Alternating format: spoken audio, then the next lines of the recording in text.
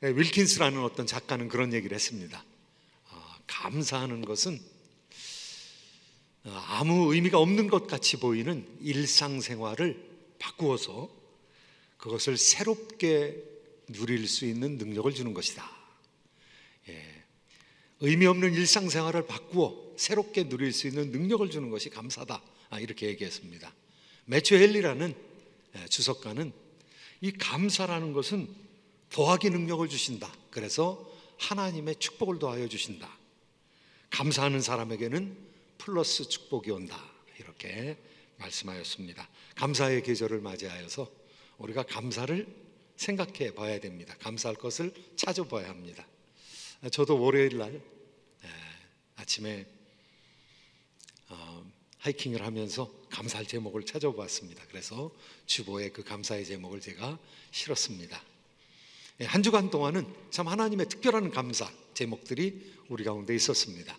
지금까지 교회에서 많은 행사를 해왔지만, 또 여러 번 새생명 축제를 해왔지만 400명의 이름을 적어내고 그 가운데서 100명이 넘게 나왔던 그런 적은 없었습니다. 그런 의미에서 하나님께서 새생명 축제를 통해서 천하보다 귀한 영혼 VIP를 나오게 하시고 또 여러 사람들이 등록하게 하신 것, 하나님께서 새 일을 행하신 줄로 믿고 하나님께 영광과 감사를 돌립니다.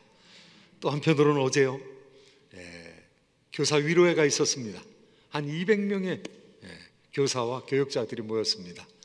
교사들이 많이 있는데요, 우리가 교육에 열심으로 투자하고 있습니다. 우리 후대들의 교육에 투자하는데요, 교사가 얼마나 많은지요. 주일학교마다 교사가 있고요. 그리고 영아부부터 시작해서 유아부, 또 유치부, 유년부, 초등, 중고 교사가 많이 있습니다. 또 어와나에도 교사가 있고요. 또 가베오르다에도 교사가 있고요.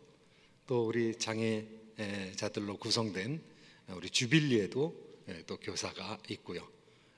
아주 한국 학교에도 많은 교사들이 수고하고 계시고요. 그 교사님들을 위로하면서 축복하면서 얼마나 참 감사한지, 그분들이 미리 준비하고 공부하고 기도하고 해서 우리 후대들을 가르치는 거 생각할 때 얼마나 참 감사한지 모르겠습니다. 이렇게 주변을 돌아보면은 감사할 것들이 많이 있는데요, 오늘 말씀은 하나님 때문에 감사라는 것입니다. 하나님을 향해서 고개를 들어서 하늘을 바라보면 하나님께서 하시는 일들이 얼마나 많이 있는지, 그래서 하나님을 향해서 감사라고 얘기하고 있는데 12절 결론의 말씀이 하나님께 감사하라, 하나님의 이름에 기쁨으로 감사를 돌리라는 거죠. 한번 12절 말씀 같이 읽어보시도록 하겠습니다. 시작. 의인이여 너희는 여호와로 말미암아 기뻐하며 그의 거룩한 이름에 감사할지어다. 여기서 의인은 믿는 사람을 얘기하는 것이죠. 너희는 여호와로 말미암아 기뻐하고 그의 거룩한 이름에 감사할지어다. 하나님, 거룩하신 하나님이시거든요. 하나님, 이 피조물과 아주 극명하게 대조되신 하나님이시거든요. 하나님께 감사할 제목을 찾아보면 우리 하나님께서 창조자이십니다. 이 세상을 창조하셨는데요, 어마어마한 세상을 창조하셨죠. 어마어마한 별들을 창조하시고 이 세상을 운행하시는데요, 이 세상이 얼마나 정교하게 창조가 되었는지 지구를 돌고 있는 달이 더 빠르면은 튀어나갑니다. 원심력이 커져가서 밖으로 나갑니다. 그러니까 일정한 속도 범위 안에 있는 거죠. 그래야 달이 지구를 돌아갑니다. 늦게 돌면은요 지구하고 충돌하게 되어 있습니다. 하나님께서 세상을 창조해 놓으시고 그 세상을 섭리하시는 것, 창조주이실 뿐만 아니라 섭리주이십니다. 그런데 그 섭리하는 가운데 악이 쳐들어왔거든요. 그 악에 대해서 우리를 보호하실 뿐만 아니라 우리를 구원하시는 구원주 하나님, 그리고 한 발짝 더 나아가서는 그 악을 심판하시는 하나님, 그 하나님의 다스림에 대해서 우리가 감사해야 되는데요, 이 시편에는 여러 가지 시가 있습니다. 찬송시, 감사시가 수십 편이 있는데 그 가운데서 하나님의 통치에 대한 감사, 하나님의 다스림에 대한 감사 8편의 시가 있습니다. 8편의 시가 93편, 그 다음에 94편 빼놓고 95편부터 101편까지 오늘 제가 찬송시를 시편 100편을 읽었습니다. 그런데 감사시 찬송시에 들어오는 8편의 시편 중에 하나인 것이죠. 우리가 감사해야 될 이유가 여러 가지가 있지만 오늘 본문을 통해서 보면은요, 하나님의 다스림 때문에 감사해야 된다는 것이죠. 하나님께서 다스리시니까 감사해야 된다는 것이죠. 왜냐하면은요, 하나님은 선하신 하나님이시거든요. 좋으신 하나님이시거든요. 그런데 하나님이 엄청난 힘, 창조의 힘, 이 세상을 섭리하시는 힘, 그리고 이 세상을 구원하시고 심판하시는 능력을 가지고 계신데, 그분이 악하다 그러면은요, 하나님 통치하는 게 재난이죠. 그런데 하나님께서 선하신 하나님이시래요. 하나님께서 좋으신 하나님이시래요. 하나님께서 착하신 하나님이시래요. 그 하나님께서 다스리시는 것이 그러니까 우리에게는 행복이고 기쁨이고 축복인 것이죠. 그러니까 기뻐하면서 감사하라고 하나님께서 말씀하고 있는 것입니다. 오늘 말씀 1, 2절 말씀 한번 같이 읽어보실까요? 97편 1, 2절 말씀 함께 읽겠습니다. 시작. 여호와께서 다스리시나니 땅은 즐거워하며 허다한 섬은 기뻐할지어다. 구름과 흑암이 그를 둘렀고 공의와 정의가 그의 보좌에 기초로다. 우리 하나님께서 다스리시는데 하나님께서 온 세상을 다 다스리신다는 거예요. 여기 땅이라는 말이 나왔습니다. 땅은 즐거워하며 허다한 섬은 기뻐할지어다. 뭐 섬이 얼마나 많습니까? 아마 수십만 개 섬이 있을 것입니다. 그 섬들 다 기뻐하라는 것이죠. 땅은요, 이스라엘 사람들이 살던 땅은 세 대륙의 중심에 있었습니다. 남쪽으로 내려가면 아프리카고요, 서쪽으로 가면 유럽이고요, 동쪽으로 가면 아시아입니다. 그 땅은 즐거워하고 하나님께서 통치하시니까, 그리고 온 섬들은, 수많은 섬들은 기뻐하라고 외치고 있는 것이죠. 하나님께서 하늘과 땅을 다 창조하시고 통치하신, 다스리신다는 거예요. 선하신 하나님께서, 좋으신 하나님께서 이 세상을 다스리신다는 거죠. 굉장히 똑똑하고 엄격하고 또 아주 홀이라도 잘못을 골라낼 수 있는 그 거룩한 신이 악하다고 생각을 해보세요. 그 신이, 세상 사람과 차별적인 그 신이 무서운 신이라고 한번 생각을 해보세요. 우리는 다 죽은 겁니다. 그 신이 변덕스러운 신이라고 생각해 보세요. 그러면 우리는 어쩔 줄 모르는 거예요. 눈치만 엄청 봐야 되는 거죠. 그런데 그 하나님께서 통치하시는데 온 세상을 통치하실 뿐만 아니라 공평과 정의로 통치하신다는 것입니다. 오늘 나온 말씀이죠. 공평과 정의로 통치하신다. 공의와 정의로. 이 성경에서는 이 두 개의 단어가 막 이렇게 엇바꿔가면서 순서를 바꿔가면서 또 하나를 쓰였다, 두 개를 쓰였다 하는 그런 단어들이 있는데요, 츠다카하고 미슈파트라는 말입니다. 공의와 정의, justice and righteousness, righteousness and justice. 하나님께서 이 세상을 다스리는데 하나님 보좌, 하나님이 왕으로서 다스리는데 보좌의 기초가 공의와 정의라는 것, 공평과 정의라는 것이죠. 하나님께서 공의로 다스리신다는 거죠. 그러니까 우리가 하나님 성품을 잘 알면 이 성실하신 하나님, 신실하신 하나님, 공평과 정의로, 사랑으로 다스리시거든요. 그러니까 우리가 겁낼 필요가 없어요. 어떻게 보면. 왜냐? 우리가 하나님하고 비슷하게 행하면, 우리가 하나님과 똑같이 행하면, 우리가 하나님을 따라서 행하면, 우리가 정의롭게 살면 하나님을 두려워할 필요가 없어요. 우리가 사랑하면서 인자함으로 살면 하나님을 두려워할 필요가 없는 거예요. 하나님께서 공평과 정의로 통치하시기 때문에, 인자하심과 긍휼로 정치하시기 때문에. 그런데 하나님께서 착하신 하나님이고 정의로우신 하나님이신데 하나님 다스리는 도구는 굉장히 다양하다는 거예요. 왜냐하면 악과 더불어 싸우셔야 되기 때문에 하나님께서 도구가 많으신데요, 하나님께서 다스리시면서 사용하시는 도구가 이런 것들이 있다 라고 오늘 성경이 얘기하고 있는데 3절부터 5절까지의 말씀입니다. 같이 한번 읽으시도록 하겠습니다. 시작. 불이 그의 앞에서 나와 사방의 대적들을 불사르시는도다.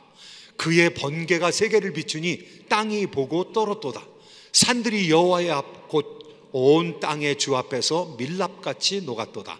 하늘이 그의 의를 선포하니 모든 백성이 그의 영광을 보았도다.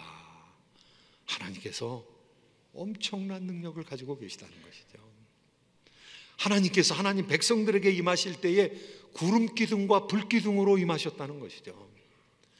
하나님의 보좌에 구름 기둥과 불 기둥이 있었고 그 보좌의 기초가 공평과 정의라는, 그러니까 하나님께서는 두려우신 하나님이신 거죠.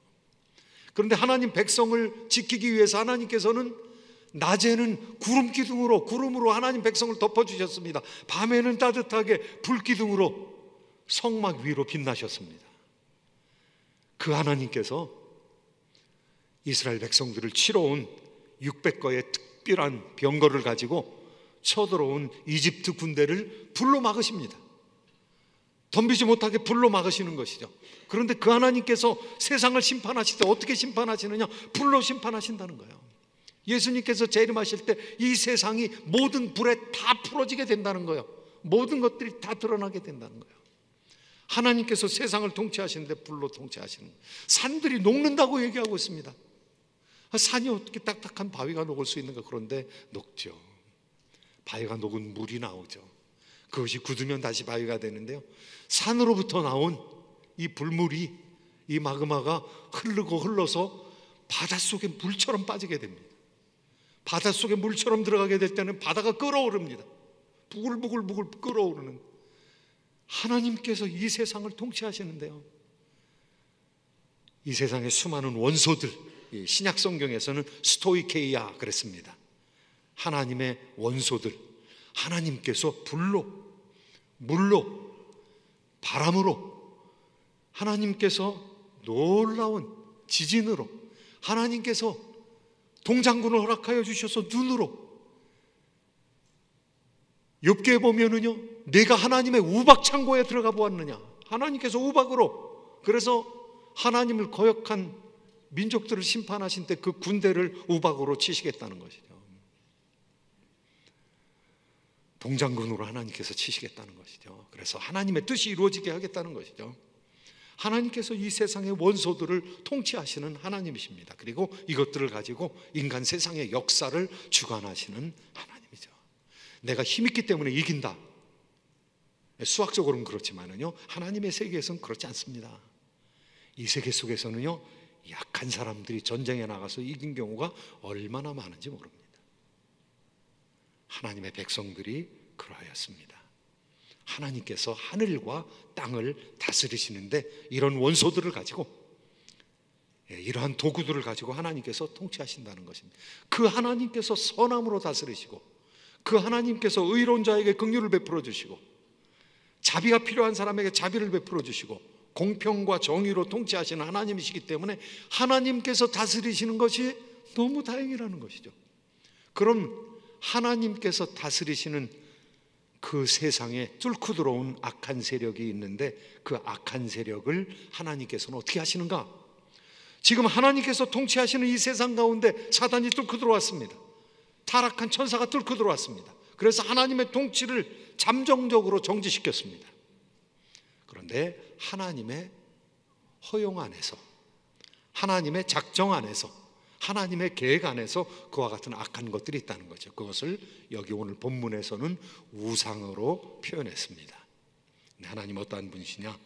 우상을 심판하시는 분이라고 오늘 본문에서 말씀하고 있는데요, 97편 7절에서 9절까지의 말씀 한번 같이 읽어보시도록 하겠습니다. 시작. 조각한 신상을 섬기며 허무한 것으로 자랑하는 자는 다 수치를 당할 것이라. 너희 신들아 여호와를 경배할지어다. 여호와여, 시온이 주의 심판을 듣고 기뻐하며 유다의 딸들이 즐거워하였나이다. 여호와여, 주는 온 땅 위에 지존하시고 모든 신들보다 위에 계시니이다. 하나님께서는요, 자기 신상을 만들려고 말씀하시지 아니하셨어요. 나의 형상을 만들지 말라. 이 형상이 우상입니다. 우상을 만들지 말라 그랬는데요, 이 세상에서는 어마어마한 숫자의 우상을 만들었습니다. 왜냐? 하나님이 계시다는 것이 확실하지 않으니까 뭔가 보이는 것으로 나타내려고 하는 거예요. 자기의 신앙을 뭔가 보이는 것으로. 그런데 세상 나라마다 신들을 가지고 있죠. 그리고 신들을 그냥 이야기로만 하는 것이 아니라 신상을 만들어서, 우상을 만들어서 표현하죠. 그런데 하나님께서 그 우상들을 무너뜨린다는 것입니다. 여러분이 보고 계신 신상은 제우스, 조브, 제우스라고 하는 그리스의 신입니다. 그리스에만 신이 있습니까? 고대 사회로 가보면 바벨론에는 마르둑이라는 신이 있었습니다. 이 말뚝신을 형상으로 만들어가지고 그것을 사람들이 섬기는 거죠. 아시리아에는 벨이라는 신이 있었습니다. 이집트에는 태양신 레 혹은 라가 있었습니다. 그런데요, 우상을 섬기는 것은 거기로 끝나는 것이 아닙니다. 우상을 통해서 사탄이 역사하는 거거든요. 피조물에게 매게 하는 것이거든요. 이 타락한 천사들이 사람들에게 사상을 주입하는 거거든요.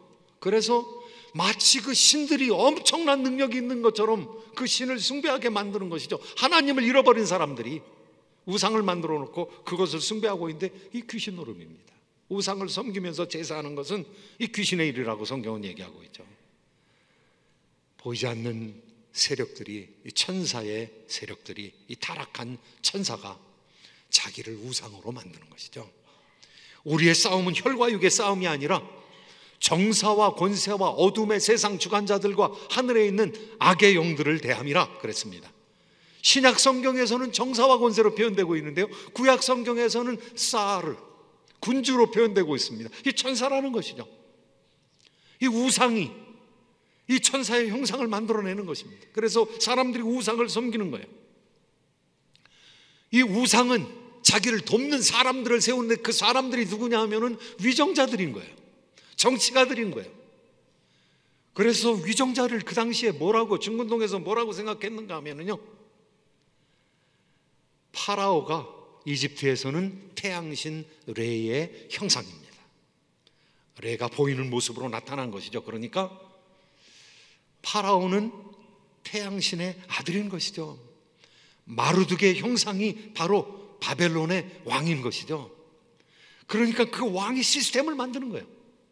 내가 섬기는 신, 굉장히 강력한 신인데 이 강력한 신을 신봉하는 나에게 복종하라는 것이죠. 그래서 종교가 수많은 사람들의 지지를 이끌어내는 도구로 변화하게 되는 것이죠. 이 거짓된 우상을 하나님께서는 어떻게 하십니까? 이것이 옛날 얘기입니까? 아닙니다. 20세기에도 이런 우상들이 있는 것이죠. 21세기 우리가 살아가고 있는 때도 우상이 있는 것이죠. 우리가 한때 사람을 숭배했던 적이 있습니다. 러시아에서는요, 누구를 숭배했습니까? 스탈린을 숭배했죠. 레닌을 숭배했죠. 그래서 그들의 신전을 지으려고 했죠. 교회당을 무너뜨리면서까지 커다란 궁궐을 지으려고 했던 것이 레닌의 형상을 세우려고 했던, 거대한 형상을 세우려고 했던 소련 사람들입니다. 그런데 스탈린의 동상이 어떻게 됐습니까? 하나님께서는요, 우상을 회파하시는 분이시죠. 우상을 손상시키시는 하나님이신 것이죠. 그리고 우상을 멸하는 사람을 세우시는, 그 영적인 지도자를 세우시는 하나님이신 것이죠. 누구를 세웠습니까? 사사시대에 기드온을 세웠습니다. 기드온에게 천사가 나타났습니다. 하나님께서 보내신 천사가 나타나서 기드온한테 이야기하고 있습니다. 기드온, 너는 큰 용사다. 너무 황송한 거예요, 그 얘기가. 왜냐하면 지금 겁이 나가지고 미디안 사람들을 피해가지고 원래 이 보리타작을 해야 되는데 보리타작을 마당에서 못하고 포도즙 틀에 가가지고 포도즙 틀에서 몰래 숨어서 타작을 하고 있는데 거기 나타난 천사가 너는 큰 용사다. 미디안과 대항해서 싸울 수 있는 사람이다. 얼마나 황송한 일입니까? 네가 바알과 아세라 상을 처단하라. 그래서 이 기드온이 얼마나 두렵습니까? 살아있는 신이라고 생각하는데요, 바알과 아세라, 그 바알과 아세라 신상을 쳐부숩니다. 칼로 쳐부수고 깨버리고, 그리고 그 신상을, 바알과 아세라 신상을 태워가지고 하나님 앞에 번제를 드립니다. 사람들이 벌떼같이 일어났어요. 동네 사람들이 벌떼같이 일어나가지고 네 아들 죽여야 된다, 네 아들 기드온 죽여야 된다. 기드온 집으로, 기드온 아버지께로 다 몰려와가지고 기드온 죽이라는 것입니다. 그러니까 기드온 아버지가 하는 말이, 바알이 살아있는 신이라면 바알이 쟁론하리라, 바알이 처단하리라, 바알이 내 아들 처단할 것이다. 바알이 살아있는 신이라면. 그래서 여룻바알, 바알과 쟁론한다라는 말로 여룻바알이라는 별명을 기드온에게 붙였습니다. 그런데 기드온, 하나님께서 더 사용하여 주셨습니다. 그래서 미디안을 다 쫓아보낼 수 있을 정도의 그런 지도력을 감당을 하게 되었던 것이죠. 기드온은 어떤 사람입니까? 우상 파괴자입니다. 아이돌 스매셔, 아이코노클라스트, 우상 파괴자입니다. 하나님께서 그를 우상 파괴자로 사용했던 것이죠. 지금 많은 사람들이 우상에 걸린 21세기의 우상은 무엇입니까? 지금은 우리가 무슨 석상을 만들어 놓고 동상을 만들어 놓고 절하진 않지만, 물론 그 절하는 사람들도 아직까지도 있습니다. 그런데 지금의 우상은 이데올로기입니다. 지금의 우상은 돈입니다. 지금의 우상은 테크놀로지입니다. 사람들이 그 우상을 지금 섬기고 있는 것이죠. 그런데 하나님의 백성들은 우상 파괴자가 되어야 된다는 거예요. 하나님만 섬겨야 된다는 거예요. 하나님께서 무슨 질투가 많으셔서 그러신 하나님이 아니라, 물론 하나님 질투 많으시죠. 그런데 하나님 백성들이 글로 가면 망하거든요. 글로 가면 우상이 통치하는 시스템은 비인간화시키는 시스템이거든요. 오늘 말씀에 이어서 하나님께서는 악에서 인간을 구원하시는데, 악을 싸워서 악을 극복하시면서 승리하시는, 악을 물리치시는 하나님을 향해서 감사하라. 세 번째 대지인데요, 말씀 한번 같이 읽어보시도록 하겠습니다. 시편 97편 10절 말씀입니다. 같이 한번 읽습니다. 시작. 여호와를 사랑하는 너희여, 악을 미워하라. 그가 그의 성도의 영혼을 보존하사 악인의 손에서 건지시느니라. 하나님께서 우상을 싫어하십니다. 그런데 우상이 무슨 큰 능력이 있어서가 아닙니다. 사람들이 우상을 섬기기 시작하면요, 그 피조물이거든요. 피조물을 섬기기 시작하면 사람 꼴이 안 되기 때문에 그렇습니다. 사람의 존엄이 망가지기 때문에 그렇습니다. 하나님께서 사람을 창조하실 때 하나님과 비슷하게 창조하셨거든요. 하나님의 형상으로 창조하셨거든요. 하나님보다 조금 못하게, 엘로힘보다 조금 못하게 창조하셨거든요. 하나님과 방불하게 창조하셨다고 얘기하고 있고요. 그리고 사람을 창조하셔서 이 세상을 다스리고 생육하고 번성하고 땅에 충만하고 땅을 다스려라, 하나님의 다스림을 위해서 사람을 창조하셨거든요. 그런데 우상을 섬기면 어떻게 됩니까? 우상이 돌덩어리죠. 쇳덩어리죠. 사람이 이루어 놓은 성취죠. 사람이 만들어 놓은 돈이죠. 사람이 만들어 놓은 기술 문명이죠. 그런데 그거 섬기면 피조물 섬기게 된다는 것입니다. 그리고 비인간화 된다는 것입니다. 인간의 존엄성을 잊어버리게 된다는 것입니다. 그 우상을 하나님께서 별명을 지으셨어요. 하나님은 엘로힘이거든요. 전능하신 하나님이시거든요. 세상을 창조하시는 하나님이시거든요. 인간 세상의 사람들과 언약을 맺으시는 야훼, 여호와 하나님이시거든요.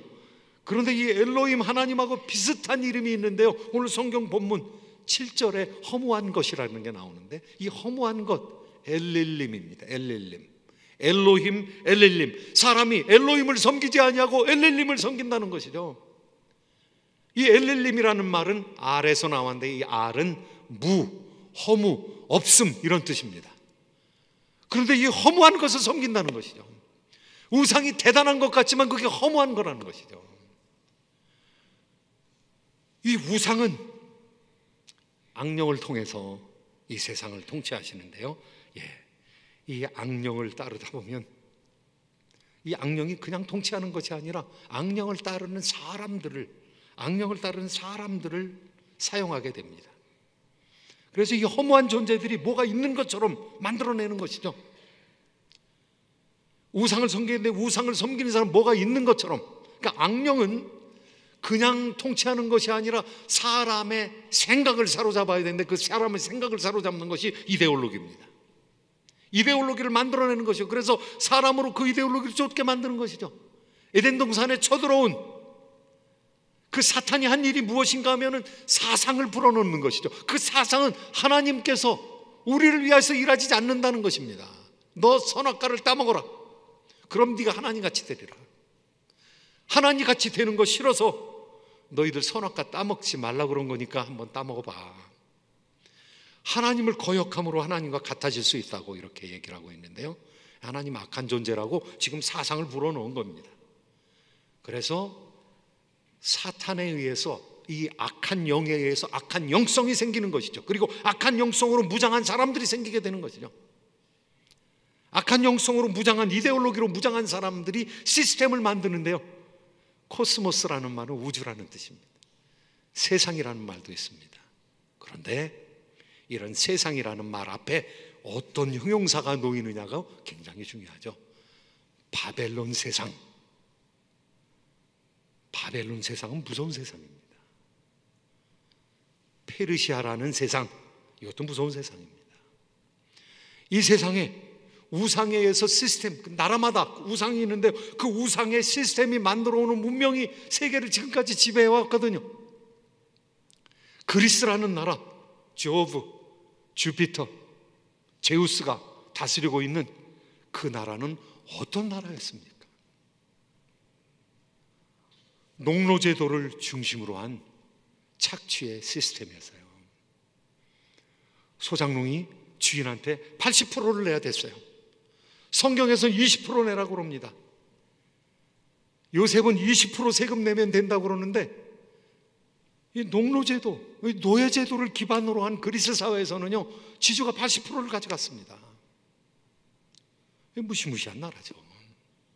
로마는 어떤 나라였습니까? 군사력과 로마 법이라는 법전을 통해서 세상을 지배했던 나라입니다. 스페인과 영국은 어떤 나라였습니까? 무서운 나라였죠. 종교를 강자의 종교로 만들어서 그 종교로 다른 사람들을 교화시키면서 식민지를 만들었던 나라입니다. 군사력을 배경으로 해서 종교를 도구로 사용했던 나라입니다. 그러니까 그 종교로 사람의 마음을 누그러뜨리는, 사람을 통치하는 도구로 삼았던 무서운 나라이죠. 이것이 세상의 시스템입니다. 이것이 우상이 통치하는 시스템입니다. 미국의 세속사조는 어떠할까요? 미국에는 변치 않는 기독교적인 그런 전통이 있습니다. 그런데 기독교적인 전통과 함께 세속적인 전통이 있는 거죠. 반 이상이 본어게인하지 못한 사람들이니까요. 이 미국의 시스템의 특징은 폭력입니다. 그래서 우리 어린아이들이 폭력적인 분위기에서 살아나는 거죠. 그렇게 살고 있는 것이죠. 많은 사람이 죽고 죽이는 거죠. 그런데 왜 그렇습니까? 어려서부터 봤기 때문에 그런 것이죠. 어려서 뭐 봤습니까? 뽀빠이 봤죠. 뽀빠이하고 블루투하고 싸우는데, 뽀빠이 보고 있으면은요, 뽀빠이가 저 강한 왼손팔로 플루토를 날려주기를 간절히 바라고 있는 것이죠. 어린아이들이 조그마서부터 완전히 무력화시키기를 바라고 있는 거죠. 미국에서 어린아이들이 성인에 이르기까지 TV나, 요즘에는 TV뿐만이 아니라 전화기, 아이패드 이런 것들을 보고 살아가는 시간이 얼만가? 36,000시간이라고 합니다. 36,000시간 동안 성인에 이르기까지 살인하는 장면을 몇 번을 보게 되는가? 15,000건을 보게 된다는 거예요. 주말에는 더 많이 보게 된다는 거예요. 이 폭력의 분위기 속에서 살아가는 거죠. 그래서 아메리칸 히어로가 누구입니까? 배트맨이죠. 스파이더맨이죠. 그리고 슈퍼맨이죠. 다 싸우는 사람들이죠. 거기서 예수 그리스도의 십자가가 가르쳐질까요? 이게 세상 시스템입니다. 이 시스템을 운영하기 위해서, 이 폭력적인 시스템을 운영하기 위해서, 뭐 미국이 특별히 나빠서가 아니라 세속사조가 우리 자녀들을 그렇게 가르치고 있는 것이죠. 그래서 자녀들이 이 세상에서, 경쟁사회에서 살아남은 것으로 성공했다고 생각하면 완전히 오산인 거죠. 거기 십자가가 없기 때문에 그렇습니다. 교회에서 가르치는 것은 무엇입니까? 하나님의 통치에서 가르치는 것은 무엇입니까? 하나님께서 왕이신데 그 왕이 좋은 왕이라는 거예요. 선한 왕이라는 거예요. 자기 아들을 십자가에 못 박은 왕이라는 것이죠. 종교에서는 십자가를, 교회에서는 십자가를 가르치고 있는 것이죠. 어제 교사 위로